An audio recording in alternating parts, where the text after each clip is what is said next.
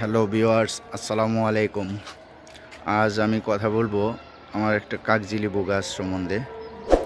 দেখুন, এতদিন আমরা গাছে পানি দেইনি, যার দরুন গাছকে একটু কষ্ট দিয়েছি, যার দরুন আমাদের গাছে অসংখ্য ফুল চলে আসছে। দেখুন, প্রত্যেকটা ডালে ডালে ফুল চলে আসছে। অলরেডি গুটিও বাঁধতে শুরু করেছে। অনেকে বলে পানি দেওয়াই যাবে না পুরো গাছে ফুল না আসা পর্যন্ত, কিন্তু আসলে যদি আপনি স্বাভাবিকভাবে চিন্তা করেন যে আপনি পানি দিলেন না, তাহলে কি এই ফুলগুলো ঝরে যাবে না? অবশ্যই ঝরে যাবে, কারণ এটা তো মাটিতে না, এটা আপনার শখের ছাদ বাগানের কোনো একটা টবে বা ড্রামে আপনি প্রতিস্থাপন করে থাকেন। তো সেখানে যদি পানি না দেন, পানির অভাবে গাছটা মারা যাবে, এটাই স্বাভাবিক। দেখুন, অনেকে ইউটিউবে এসে বড় ডাক্তার বা বিশেষজ্ঞ সাজে, একদমই পানি দেওয়া যাবে না। আপনি যদি পানি না দেন তাহলে এই গুটিগুলো ঝরে যাবে, এটা স্বাভাবিক সেন্সের ব্যাপার না? দেখুন কত সুন্দর ফুল এসেছে আমার গাছে, প্রত্যেকটা ডালে ডালে অলরেডি ফুল চলে আসছে।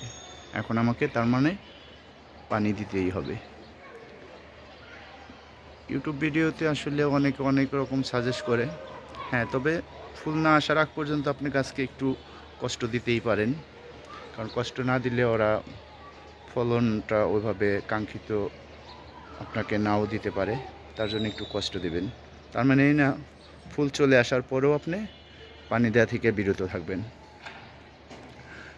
এখন যেমন আমার গাছে ফুল চলে আসছে, আমি চাবো আমার গাছে কন্টিনিউয়াস আগের মতো পানি দিয়ে যাব। আগে ঠিক যেভাবে পানি দিতাম প্রতিদিন, ঠিক সেভাবেই পানি দিতে হবে এখন থেকে। দেখুন, পাশে আর একটা জাম্বুরা গাছ, অলরেডি জাম্বুরা গাছেও আমার মুকুল চলে আসছে। দেখুন,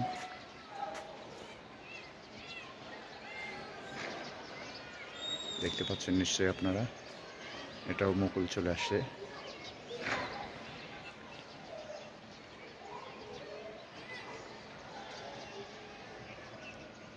এখন আমাকে কন্টিনিউ পানিটা দিয়ে যেতে হবে, কারণ পানি না দিলে এই মুকুলগুলো সব ঝরে যাবে, আমার সারা বছরের পরিশ্রমটাই নষ্ট হয়ে যাবে।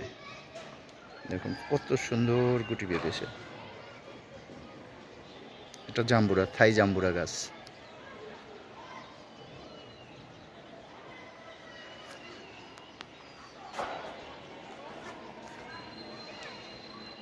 ভালো থাকবেন সবাই। আজকের মতো এখানেই শেষ করছি। খোদা হাফেজ। আমার চ্যানেলটা সাবস্ক্রাইব করবেন প্লিজ। আসসালামু আলাইকুম ওয়া রাহমাতুল্লাহ।